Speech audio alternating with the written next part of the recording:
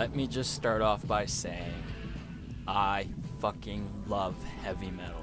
I don't mean I just love it. No, I'm in love with it. This is the movie I'd marry if I was allowed to wed inanimate objects. Actually, that'd probably have to be my fleshlight, but that's besides the point. Getting back on track, heavy metal was, and still is, a major influence on my life. Someone younger might look at it and just write it off completely. That's mostly because kids suck these days, and partly because it's just dated. But I don't give a damn. Heavy metal is everything that I love, rolled up into one giant blunt, lit with pride, and smoked so hard in your face, you can't do anything but choke on the pure awesome drifting about. This movie cannot be summed up in one review at all, so I'm not even gonna try. Instead, I'll let the film speak for itself. If you still haven't seen this film, kill yourself, and then go find a copy and watch it to completion. And if you somehow didn't cave in and buy the soundtrack at least halfway through, then lobotomize yourself, so you can properly enjoy music. Then go to the record store and buy this shit on vinyl. I know I'm hyping this movie up to expectations that nothing can possibly live to, but I really don't care. This film blew my fucking mind as a child. And the sad thing is, for a while, I didn't even really remember it properly. It just felt like a weird fever dream that I might have had at some point. See, when I first saw this film, I'd actually borrowed it from my local library, along with a huge stack of other inappropriate films for a child my age, including M.D. Geison's Star Chaser. For the initiated, you can start to understand why this was picked as a favorite out of the bunch. For others less nerdy and sheltered, stick around. We got a show for you. I'll get to those two films later, but for now, we're talking about heavy fucking metal. The name alone demands respect that this film will never get. Those that have seen it and like it, don't give it enough credit. I don't care what you have to say about this movie, it's not enough. See, me and my friends were born in this weird time called the mid-90s. Kids born in this time went either one of two ways: forwards in time with the crowd, or those like myself who at the time started to notice something was lacking in media. Something that we still haven't gotten back fully and probably never will. I don't know what it is, but it's just not there. But I digress. Heavy metal was a weird little ditty that, like I said, after my first viewing, I didn't even remember it properly. Partly because I knew it was naughty and I shouldn't talk to adults about it, and partly because if I did tell anyone I knew about it, I just got weird looks. No one I knew at the time had seen it. So it kind of just got lost to time, till one night it aired on cable and it all came back to me like an epiphany. That night I hopped on the phone, instant messaging, and even ran down the street to tell everyone who I could get a hold of. They had to see this film. After it aired, I got a bunch of mixed opinion on the film, ranging from that was the worst piece of shit I've ever seen to meh, it was okay. One or two people really liked it, and one friend I had at the time literally threw himself at my feet and worshipped me like a god for introducing him to it.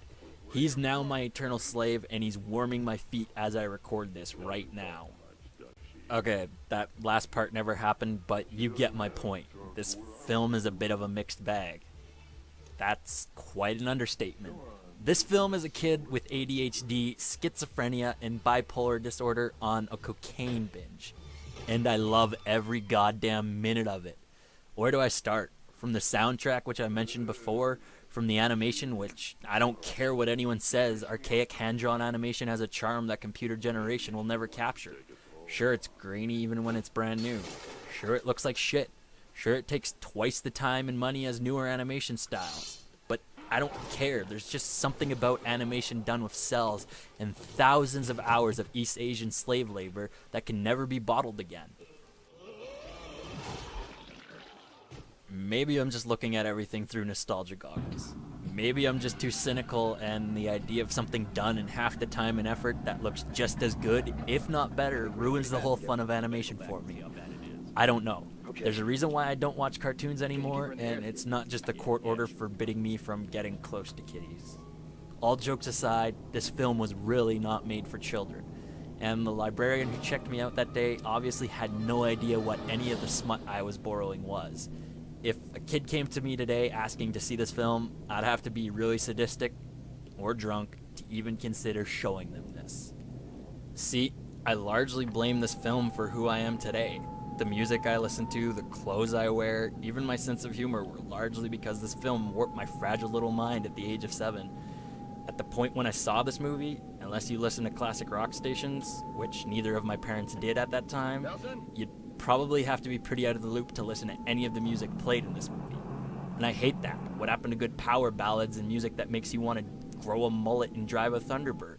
What happened to power chords and choruses that you actually want to nod and sing along to? I'll tell you what happened. My generation.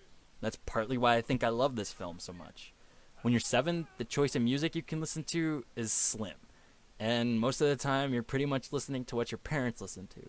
I was living with my mom at the time, and she was big into country. Heavy metal was the first time I heard things like Sabbath or Blue Oyster Cult. These were all bands I'd only ever heard of when I looked at my dad's old records when I moved one of them out of the way to make room for something on the shelf. I remember seeing all these bands in the credits that I'd heard of but never actually listened to. I asked my mom if I could listen to Cheap Trick and Nazareth on one of the record players we owned at the time, and she taught me how to work it. So I really owe a lot to this film. If I'd never seen this film, I'd probably be lost. Pop never did shit for me, and country wasn't a guilty pleasure till later in life. So that's why I owe it the nod for shaping my musical interests. And the stylized violence really left a big impact on me in a way as well. No, I don't murder cats, and truth be told, I'm not really a violent person by nature, but the deaths and fight scenes were largely why I love horror and gore so much. It was a nice, well-lubed and soft entry, if you will. Imagine if all the deaths and gore in this film were live action instead of animated. I'd probably be killing cats right now. And I know, this film has something else from the big book of no-nos. And anyone who's watched South Park knows what I'm talking about. The tits. By the way, when South Park parodied this, I was slightly mad and somewhat happy at the same time. I was happy because I was sure everyone would be talking about it the next day, and heavy metal would get a second revival in my life. The part that was mad because I discovered this flick long before Parker and Stone even conceived the major boobage. And with the tight circle of friends I kept at that point, I knew very few would know I was the OG. I was the kid who knew about the smut that was heavy metal before everyone else. Anyways, I keep getting off point. The sex. My God. The fan service this film delivers when no one even asked for it. If I had one complaint about this film, it's the tits. Seems like every time a female character is on screen for longer than 3 minutes, they whip the tits out. Sometimes they even start out nude. Like, what the hell? Maybe the artists were just deprived. Okay, the artists were 100% deprived, but that's really no excuse for making tits more boring than Zachary Taylor exhibits. This film almost turned me gay, simply because by the 45-minute mark, tits are dull and no longer exciting. Yeah, I said it. Tits can be boring.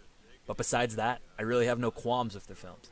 And I've never even read the source material. You don't have to. The film doesn't expect you to know anything going in, and it sure as hell doesn't want you to know any more on the way out.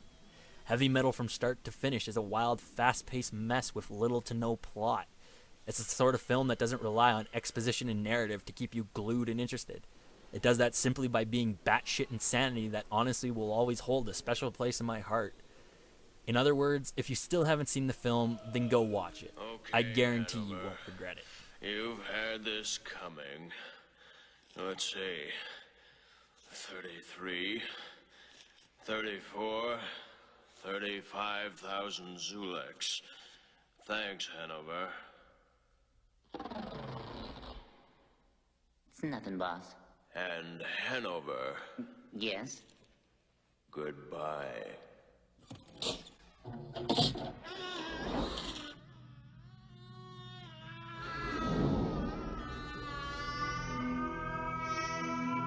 Very few escape my grasp.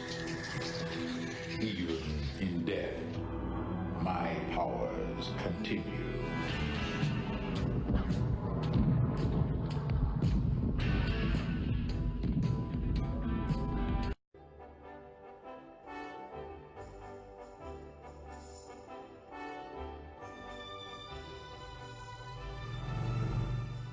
Hey, baby, we're rich. What do you say we take a trip? Hey, just the two of us. I'd like to, Harry, but I've made other plans. I'm taking it all. Pull over. Are you sure this is what you want? Positive.